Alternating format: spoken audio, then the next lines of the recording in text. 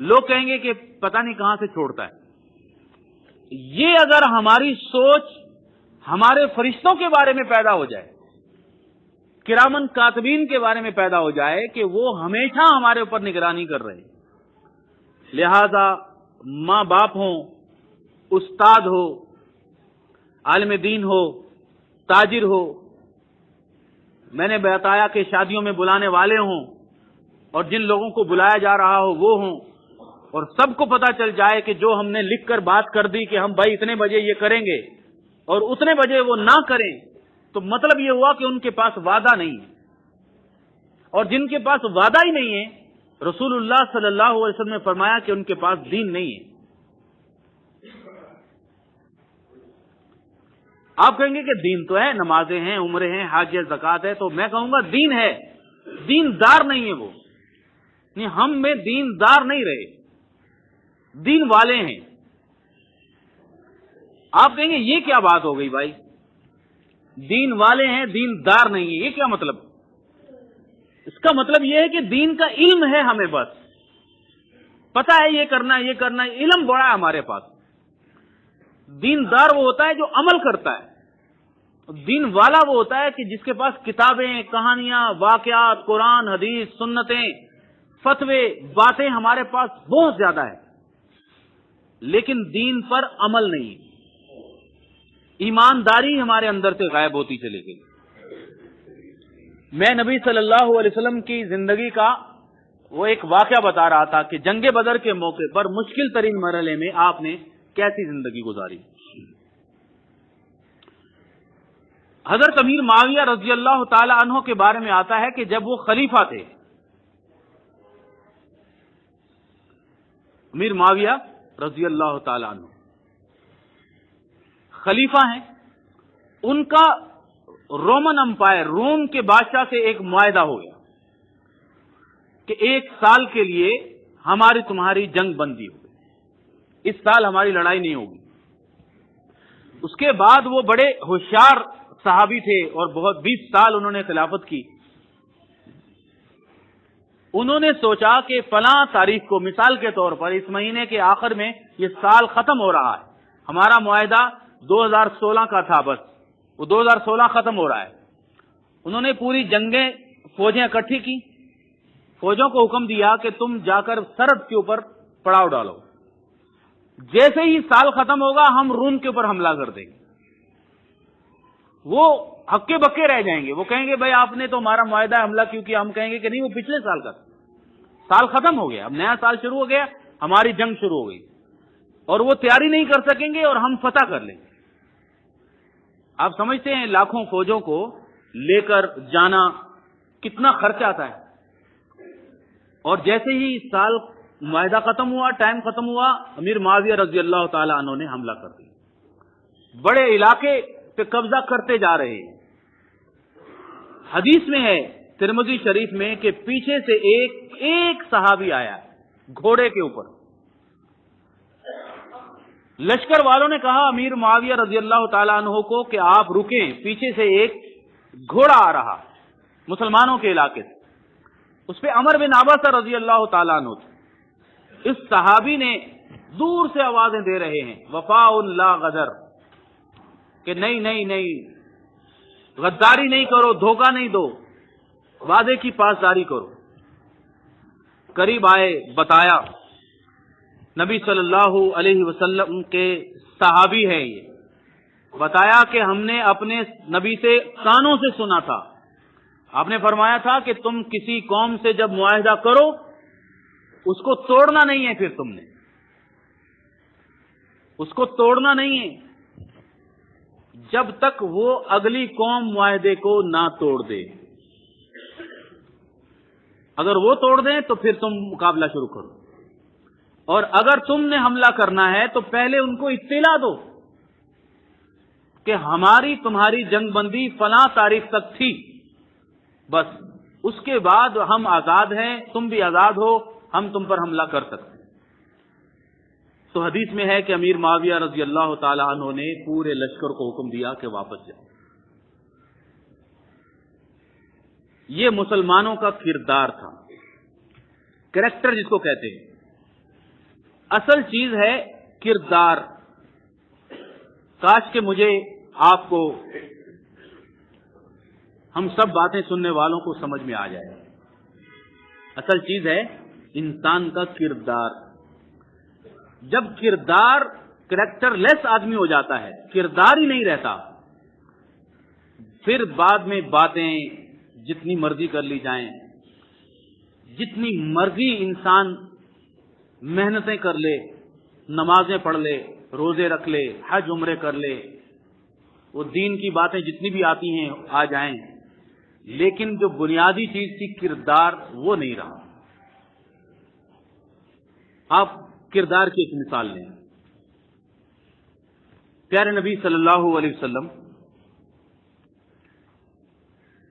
ایک گھر کے اندر بیٹھے ہوئے ہیں. عبداللہ بن عامر رضی اللہ تعالیٰ عنہ فرماتے ہیں کہ میں بچہ تھا، پیارے نبی صلی اللہ علیہ وسلم ہمارے گھر میں تھے.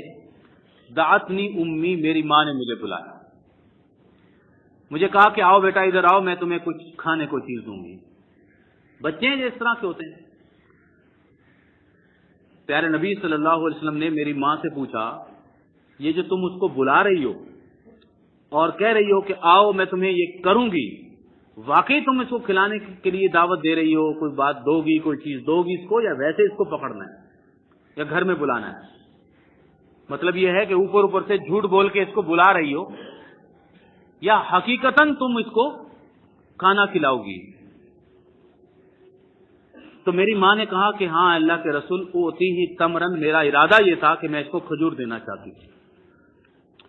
آپ نے فرمایا، ابو داؤد کی حدیث ہے کہ اما انکی لم تؤتیہ، اگر تو اس کو ایسے ہی بلاتی اور اس کو کھجور نہ دیتی تو تمہارے بارے میں لکھا جاتا کہ تم جھوٹ بول رہی ہو. کردار سکھایا نبی صلی اللہ علیہ وسلم کہ تمہارے بارے میں کیا لکھا جاتا کہ تم کریکٹر والی نہیں رہی. باقی ساری باتیں موجود ہیں، کردار نہیں رہا. یہ بہت اہم چیز ہے، بہت اہم چیز ہے.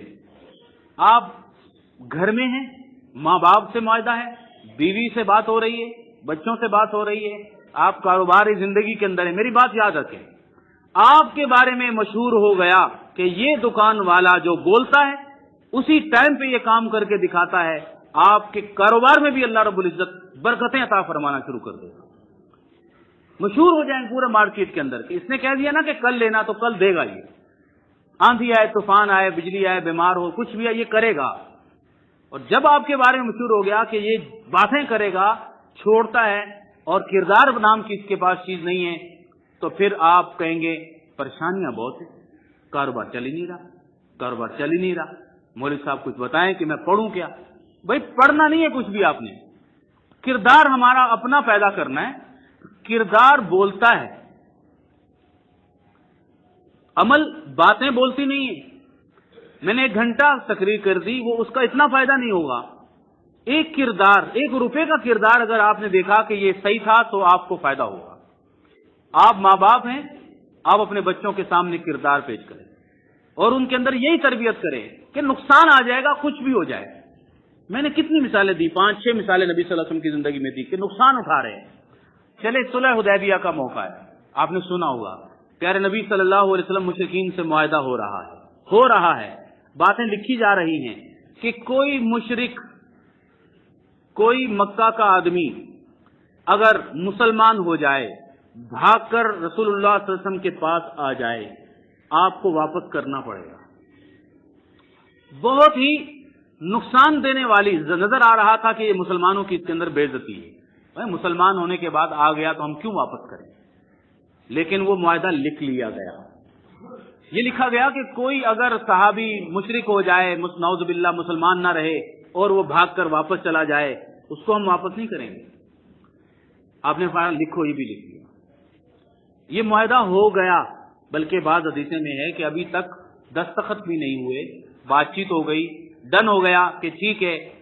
ایک صحابی حضرت ابو جندل رضی اللہ تعالی عنہ زنجیروں کے اندر جکڑے ہوئے پیدل مکہ سے حدیبیہ کے مقام پر بھاگ کر آ گئے اور آ کر گر پڑتے ہیں. حدیث میں کہ گر پڑتے. کہاں سے وہ پیدل چلتے چلتے یہاں پر آ گئے. اب کتنا مشکل مرحلہ ہے. صحابہ ہیں 1400، سب کے سب تلواریں ہاتھ میں لے کے کھڑے ہیں. ان کا اپنا پیارا ساتھی مسلمان ہو کر رو رہا ہے، آنکھوں میں آنسو بہ رہے ہیں. نبی صلی اللہ علیہ وسلم نے فرمایا کہ اس کو واپس لے جاؤ. وہ رو رہا ہے. اس نے کہا کہ اللہ کے رسول مسلمان نہیں ہوں میں تو وہاں سے جان بچا کر آیا ہوں، اور الفاظ یہ ہیں کہ اس زیبا عذاباً شدیداً، مجھے سخت ترین وہاں پر عذاب دیا جاتا ہے، دن رات مجھے مارا جاتا ہے. میں وہاں سے بھاگ ہی آیا اور ابھی معاہدہ ہوا نہیں ہے، دستخط ہوئے نہیں ہیں، آپ مجھے واپس کیوں کر رہے ہیں؟ نبی صلی اللہ علیہ وسلم نے فرمایا کہ نہیں، میں وعدہ نہیں توڑ سکتا، بات میں نے کر لی، آپ اس کو لے جاؤ. اس کو روتے ہوئے زنجیروں کے ساتھ گھسیٹ کر واپس لے گئے. آپ نے فرمایا کہ اللہ تمہارے بارے میں کوئی نہ کوئی ضرور راستہ نکالے گا. میں آپ کو یہ بات بتاؤں کہ عمر فاروق رضی اللہ تعالی عنہ بڑے غصے میں وہ کان میں جا کے ابو جندل کو کہتے ہیں کہ معاہدہ نبی صلی اللہ علیہ وسلم نے کیا ہے، تو نے تھوڑی کیا ہے. تم کسی نہ کسی کو اڑا دو، تم تلوار پکڑو اور گردن اڑا دو. ہم نے معاہدہ کیا ہے نا، ہم تو مجبور ہیں، نبی صلی اللہ علیہ وسلم نے معاہدہ کیا ہے، تم تو ضرور مار دو کسی کو. اتنی مرحلے ہیں کہ صحابہ غصے میں بھی ہیں کہ ہم نہ مانیں اس بات کو، لیکن نبی صلی اللہ علیہ وسلم نے فرمایا کہ نہیں، کردار نہیں ضائع کرنا. کیوں؟ وہ امت کے نبی تھے، قیامت تک آنے والے مسلمانوں کے نبی تھے. کیا بات ہوتی، تاریخ کے اندر بھی حدیث میں ہمیشہ لکھا جاتا کہ آپ وعدہ کر کے کھڑے کھڑے مکر گئے تھے. ایک مرتبہ زندگی میں مکرے ضرور تھے، لیکن نبی صلی اللہ علیہ وسلم نے فرمایا کہ یہ بات میرے اندر نہیں آئے گی. اللہ تعالیٰ مجھے، آپ کو، ہم سب کو نبی صلی اللہ علیہ وسلم کی اس طرح کی کردار عطا فرما دے. یہ ہے وعدے کی پاسداری کی اہمیت. یہ ہے رسول اللہ صلی اللہ علیہ وسلم کی سنت، سب سے بڑی جو سنت. یہ وہ سنت ہے جس کو ہم بھول گئے. یہ وہ سنت ہے جو امت مسلمہ بھول گئی. یہ وہ چیز ہے جو ہمارے اندر سے، گھروں سے، ہماری مسجدوں سے، ہمارے کرداروں سے، ہمارے اندر سے نکلتی جا رہی کہ جو بھی بات کی، جو بھی معاہدہ کیا، بس اس پہ پورا نہیں اترنا. اور اگر ہم یہ سمجھ لیں کہ کچھ بھی ہو جائے، ہم نے ان العہد کان مسئولا، اللہ مجھ سے نماز کے بارے میں پوچھے گا، حلال حرام کے بارے میں پوچھے گا، شراب، زنا، سود، سب کے بارے میں پوچھے گا، مجھ سے وعدے کے بارے میں بھی پوچھے گا کہ اس کو تو نے پورا کیا تھا یا نہیں کیا. اللہ تعالیٰ مجھے، آپ کو، ہم سب کو عمل کرنے کی توفیق عطا فرمائے. وآخر دعوانا